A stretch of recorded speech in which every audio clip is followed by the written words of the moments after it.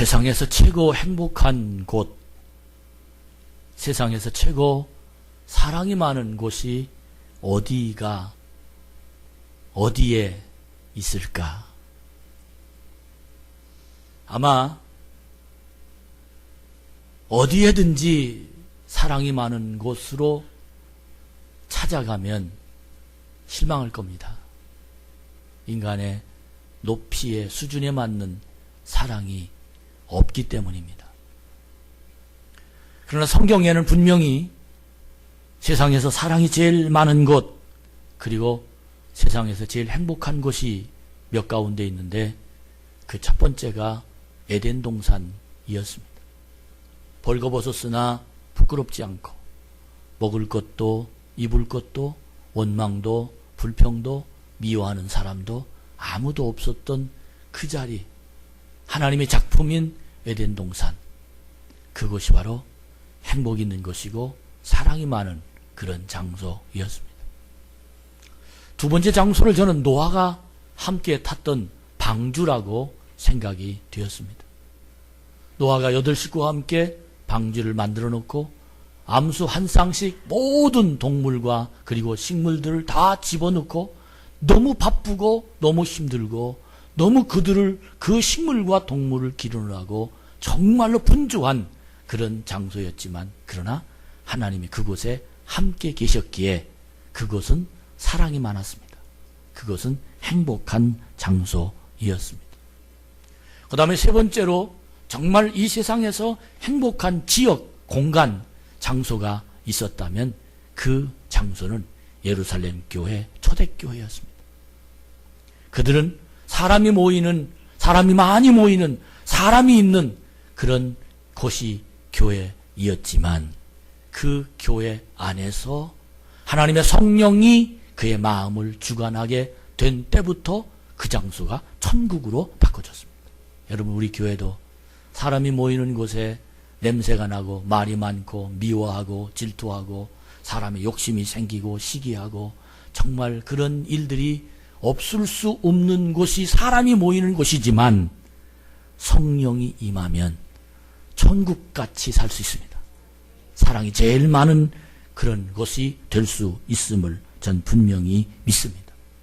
예루살렘 교회의, 초대교회에 그들은 불만이 너무 많았던 사람들이고 긴장하고 사실은 사람들이 싫었던 사람들이 수없이 많이 모였던 장소이었는데 성령의 감동이 그들에게 임하여 120명이 그들 교회에 뿌리를 내리기 시작할 때부터 그들은 제일 먼저 가슴에 천국을 만들게 된 동기가 사도의 가르침을 받으면서 그의 마음이 넓어지기 시작했습니다.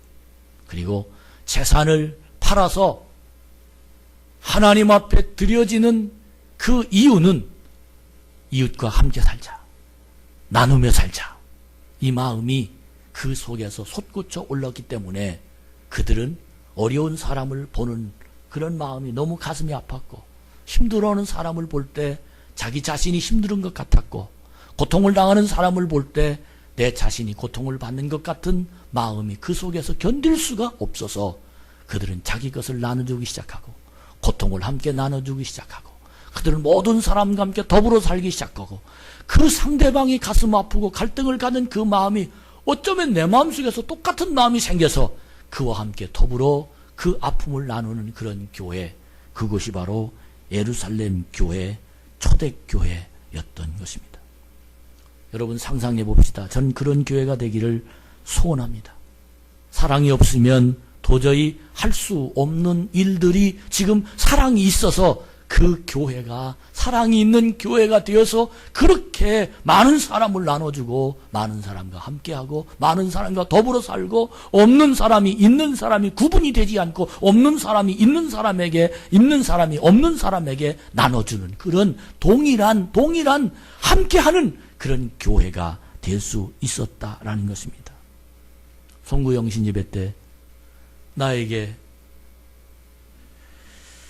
오늘 요한일서 4장 20절로 21절 말씀을 주었습니다. 이 말씀을 뽑기 전에 하나님은 송구영신 예배 때 주신 첫 번째 1월 1일 날 주신 하나님 메시지를 준비하는데 요한복음 8장에 있는 현장에서 가늠하다 붙잡힌 여인이 생각이 나게 하셨습니다. 많은 사람들이 현장에서 가늠하다가 붙잡힌 그 여인을 쳐다보면서 가운데 놓고 둥그렇게 둘러싸 모든 사람 손에 다 돌이 틀켜져 있었습니다. 유대인의 법에 의하면 현장에서 붙잡힌 죄인은 그 자리에서 돌로 쳐 죽여 돌무덤을 쌓아 놓으라는 그런 유대인의 법이 있기 때문에 그들은 법대로 처리하려고 현장에서 가늠하다 붙잡힌 그 여인을 향하여 돌을 들려고 웅성웅성하고 화가 나고 그리고는 그 시끄러 벅적한 그 상황에 예수님이 그 자리에 있었습니다. 유대인의 랍비들이 예수님에게 질문합니다. 이 사람 돌을 쳐 죽여야 됩니까? 아니면 당신이 말한 대로 사랑해서 놓아줘야 됩니까? 라는 질문을 하자 예수님은 죽여라, 사랑해라 라는 말을 하지 않으셨습니다.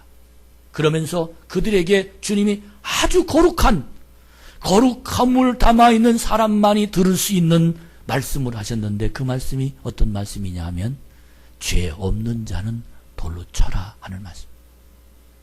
그 말을 듣고 사람들은 자기를 쳐다보기 시작했습니다. 나는 죄가 없나? 모든 사람들은 자기가 가지고 온 돌을 다 내려놓았습니다. 그리고 다 사라져 버렸습니다. 왜? 나도 같은 죄인이기 때문에 내가 누구를 정죄할 수 있겠는가? 12월 31일 날 저는 송구영신 예배 말씀을 준비하면서 이 말씀이 하나님의 음성으로 나에게 달려들게 되자 오후에 계속해서 저는 전화했습니다. 내 마음이 거리꼈던, 내가 미워했던, 도저히 용납할 수 없었던, 정말로 내가 저 사람하고는 대화가 하기 싫었던 이런 많은 사람들, 10년 전에 그랬던 일이 생겼던 사람, 20년 전에 그랬던 사람, 5년 전에 그랬던 사람, 그리고 내가 만났던 많은 사람, 내 속에서 거리낌이 있었던 많은 사람에게 가늠하다 현장에 붙잡힌 여인을 처리하신 주님의 말씀을 듣고 저는 3시간, 4시간 동안 전화를 돌렸습니다. 문자를 돌렸습니다. 왜? 그 이유는 내 손에 든 돌을 내가 놓아야 살지. 내가 손에 든 돌을 틀켜지고 있으면 내 인생은 너무너무 힘들고 너무너무 미워하는 사람 때문에 내 가슴에 상처가 너무 크고 세상을 지옥같이 느껴질 수밖에 없었던 내 자신이 될 수밖에 없기 때문에 목사로서 하나님의 음성을 들으면 그 음성에 순종해야지 라고 전화하고 문자하고 대화하고 그래서 제 가슴 속에 있는 많은 모두 다라고 할 수는 없지만 많은 문제들을 다 내려놓고 하나님 앞에 내 자신이 서서 설교할 수 있었습니다. 하나님 왜 이 일을 나에게 시켰을까? 그리고 나서 설교를 마치고 축복기도 하기 전에 내가 제일 먼저 설교 말씀을 뽑았는데 글쎄 이 뽑은 말씀이 오늘 우리 윤경아 집사님이 잘 읽어드린 이 말씀입니다.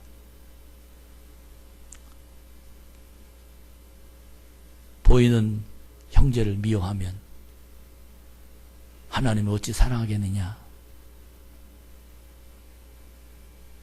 하나님은 사랑한다고 얘기하면서 형제를 미워하면 거짓말하는 사람이다 하는 이 말씀을 내가 뽑았어요. 나한테 하나님 그 말씀을 주셨어요. 내 가슴이 철컹 내려앉았고 나에게 왜 가늠하다가 현장에 붙잡힌 여인에 향하여 돌을 놓고 도망갔던 사람들의 마음이 내 머릿속에 이해가 되기 시작했고 내 자신이 하나님 말씀으로 내 자신을 치리하고 하나님 말씀으로 내 마음을 가다듬기 시작해 내 자신이 너무도 가벼워지기 시작했습니다. 그와 반면에 우리 집사람한테는 빌립보 4장 19절을 주시는데 너의 쓸 것을 모두 다 내가 풍성하게 채워주리라. 그렇게 우리 집사람한테는 그 말씀을 주시고 나는 이 말씀을 주셨어요. 그래서 내가 조금 질투를 났지만 그래 한 사람이라도 풍성하게 채워주면 나도 얻어는 먹겠구나 하는 생각이 들었습니다. 여러분, 하나님은 살아계십니다. 하나님은 알고 계십니다. 하나님은 나를 바라보고 계십니다. 하나님은 시시때때로 우리의 일거수일투족을 다 바라보고 계시고 내가 걸어가야 할 길을 분명히 하나님은 알고 계십니다. 한 해 동안 사랑으로 소문난 교회란 저는 주제로 그렇게 정했습니다. 그런데 쓰기는 2015년 비전 그렇게 썼습니다. 주제와 비전은 다릅니다. 주제는 목표고 비전은 하고 싶은 겁니다. 꿈입니다. 이렇게 되기를 원하는 겁니다. 나는 하나님의 명령형으로 사랑으로 소문난 교회가 되자! 그렇게 캐치프레이즈를 걸고 그렇게 앞으로 나가려고 생각했는데 이 현수막을 만든 사람이 실수인지 하나님이 그렇게 하라고 하셨는지 모르지만 2015년도 비전이라고 썼습니다. 비전이란 소원입니다. 이 말을 다르게 해석해 봤습니다. 참 좋은 교회 와서 사랑을 느껴서 행복한 마음을 품고 세상을 살아가도록 하나님, 사랑하는 참 좋은 교회가 정말로 우리 모두 사랑으로 소문나는 교회가 되기를 소원합니다. 하나님, 우리 교회가 사랑으로 소문나는 길을 소원합니다. 여기 와서 사랑을 느끼는 사람들이 모든 사람이 되어서 입을 열 때마다 저 교회는 사랑이 많구나, 그렇게 소문이 났으면 좋겠습니다. 이것을 우리 모든 성도들에게 그리고 내 목사에게 하나님의 소원을 가지라고 그렇게 하나님이 주신 말씀이라고 생각이 됩니다.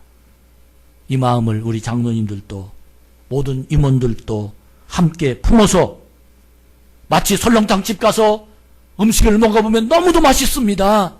아, 정말 그 자리 점심 값싸고 맛있고 거기 가보십시오 라고 소개하듯 하나님 말씀을 가슴에 품고 내 마음에 하나님의 사랑이 담아있는 그 모습을 보면 누구든지 예배 끝나고 우리 식당에 가서 밥을 먹으면서 대화하고 누구든지 어려운 일이 있고 기도해 주면서 말씀을 듣고 마음에 푸근한 마음이 들어서 정말 우리 교회 이 모든 성도들이 푸근한 마음으로 하나님의 사랑이 소문나는 그런 우리 교회로 만들게 하시려는 하나님의 은혜가 임하게 된 줄로 믿습니다.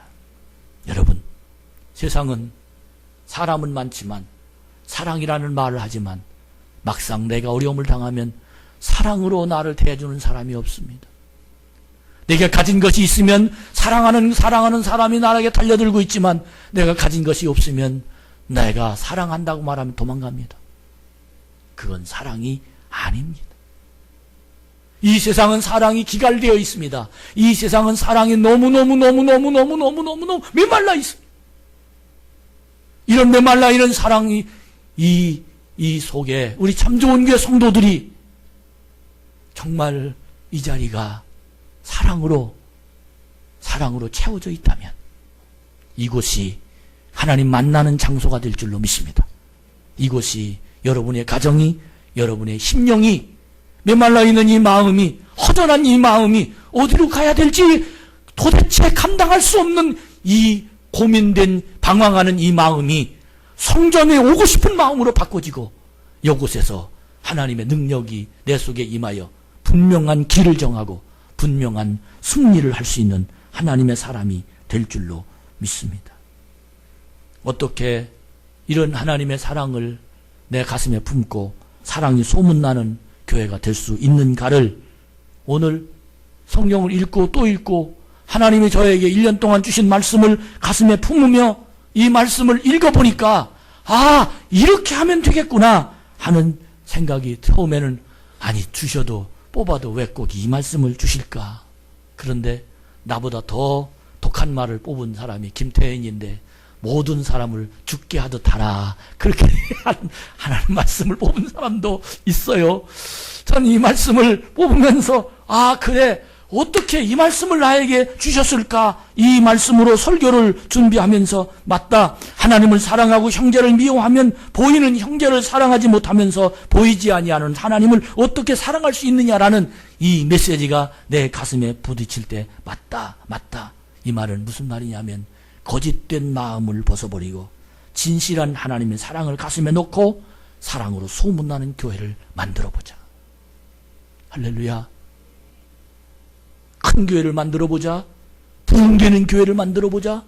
전도하자. 빈자리를 채우자. 복을 받도록 만들어보자. 기적을 일으키자. 이게 아니라 이 자리에 와서 포근함을 느끼게 만들자. 이 자리에 와서 내 고통스러운 마음을 하나님이 알고 계시다라는 그런 마음을 느끼게 만들자. 이 자리에 와서 하나님이 내 기도를 들어주신다는 사실을 확신하게 만들자. 우리 교회 와서 찬양하면서 기쁘고 서로 섬기면서 행복해하고 점심 먹으면서 사랑의 담소를 나누면서 내 무거운 짐을 내려놓고 내 뚜껑을 열어놓고 정말 내가 마음이 통하는 하나님의 신령과 진정이 있는 그런 거짓된 위선된 그런 마음이 아니라 하나님 사랑합니다. 그 말이 형제여 자매여 사랑합니다. 이 말로 바꿔지도록 하나님은 오늘 이 말씀을 주신 줄로 믿습니다. 사랑하는 우리 참 좋은 교회 성도 여러분, 왜 사랑으로 소문이 나는 교회가 우리에게 하나님이 허락해 주셨습니까? 왜 이런 비전을 우리가 꼭 품어야 되는 겁니까? 하나님 왜 나에게 이런 비전을 품도록 하나님 나에게 이 말씀을 주셨습니까? 그 질문에 하나님은 이렇게 나에게 대답해 주셨습니다. 내가 사랑하며 살고 싶다고 말했지 않느냐? 사랑하며 신앙생활 하고 싶다고 생각하지 않았느냐? 사랑하는 사람들과 함께 있고 싶다고 얘기하지 않느냐? 죄송한 제 개인적인 얘기 죄송합니다만 제가 올해가 한갑이 되는 해입니다. 이제 철이 들 만한 해고 때로는 외로움을 느낄 그럴 만한 해고 때로는 내 자신이 성장해야 될 그런 여러 가지 철이 들 생각을 많이 해야 될 해가 바로 오늘이라고 생각합니다. 그러면서 하나님 앞에 내가 내려놓은 게 있어요. 하나님 사랑하고 싶습니다. 사랑하는 교회가 되고 싶습니다. 하나님 사랑의 대상이 모든 사람이었으면 좋겠습니다.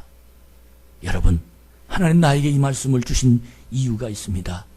모두 다 용서하고 모두 다 이해하고 마음을 깨끗하게 하고 청소하고 받은 하나님의 사랑만 간직하면서 빚갚는 감정으로 살아간다면 하나님의 사랑이 나의 가슴에 풍성하게 남아있을 줄로 믿습니다. 한동안 결혼식 축가를 주께 두 손 모아 비나 이 찬양이 복음송으로 결혼식 축가를 얼마나 많이 서로 참아주면서 서로 감싸주면서 하면서 이 찬양을 복음송을 결혼식 축가로 할 때가 한때는 굉장히 이 찬양을 많이 불렀습니다. 그래서 신랑 신부를 자극하게 만들고 거기 참여했던 결혼식 했던 사람들에게 모두 다 그래 맞아 사랑 이것이 사랑 아닌가 그렇게 만들었던 일들이 기억이 납니다. 왜? 이렇게 살고 싶은 겁니다. 모든 사람의 마음속에서는 이렇게 살고 싶은 겁니다. 그런데 여건이 용납해 주지 않고 환경이 그럴 수 없는 환경으로 자꾸 우리를 몰아가기 때문에 사랑이 결실을 내지 못하고 있게 되는 겁니다. 여러분, 그럼에도 불구하고 우리 모두 이번 한 해 동안 사랑하며 삽시다. 근데 오늘 설교 제목이 사랑의 기술을 터득하라 하는 제목이에요. 어떻게 하면 이런 사랑하는 기술을 터득하며 살 수 있을까? 제가 20분에 설교 끝난다 그랬는데 지금 22분입니다. 3분 안에 끝날 겁니다. 저는 어떻게 하면 사랑의 기술을 터득해서 그런 사랑하는 사람이 될 수 있을까? 가장 단순하게 첫 번째 저에게 주신 하나님 메시지가 있는데 어떻게 하면 보이는 형제를 사랑하면서 보이지 않는 하나님을 사랑할 수 있을까? 어떻게 하면 보이는 하나님을 사랑하면서 보이지 아니하는 하나님도 사랑할 수 있을까? 그 방법이 하나님 나에게 주신 깨달음이 있는데 그 첫 번째 깨달음이 뭐냐면 따라합시다. 주어라. 주라. 요한복음 6장 38절을 찾아 띄워주세요. 주라. 주라. 주라. 어떻게 사랑하는가? 주라. 주라. 주라. 하나님의 사랑은 주는 것으로 나타났습니다. 우리는 하나님의 사랑은 받는 것으로 하나님과 맺어졌습니다. 사랑하기를 원하지만 너무 인색해서 주지 않으면 사랑할 수가 없어요. 저 사람이 날 사랑한다라는 그 의미를 느낄 수 있는 건 받아보면 사랑한다라고 느껴집니다. 저는 우리 교회가 다른 말이 필요 없습니다. 주면 됩니다. 줍시다. 줄 형편이 못 돼도 줍시다. 여러분 사랑하기 원한다면 줍시다. 아내들이 자꾸 물어봅니다. 자기 나 사랑해? 안 주니까 자꾸 사랑하느냐고 물어보는 거예요. 여러분 줍시다. 주면 사랑하는 줄 알아요. 줘야 사랑할 수 있습니다.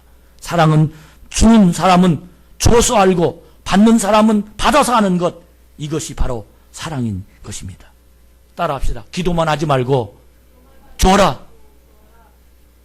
기도만 하지 말고 줘야 돼요. 여러분 우리 모두 참 좋은 게 이 성전에 와서 사랑이 어떻게 하면 사랑하는 기술을 배울 수 있느냐? 주십시오. 주십시오. 여러분 적어도 따라합시다. 품의 유지비. 세상을 살아가면서 적어도 품의 유지비라는 거는 주머니에 넣고 다녀야 됩니다. 왜 그러냐? 주기 위해서. 적어도 내가 한 달에 5번 이상은 다른 사람에게 밥을 살 수 있는 그 마음이 돼야 저 사람이 날 사랑할 수 있는. 결론 말씀드립니다. 정말 여러분 껌 한 통 씹으면서 다른 사람에게 나눠주세요. 껌 씹으면 나 씹지 말고 사랑해줘.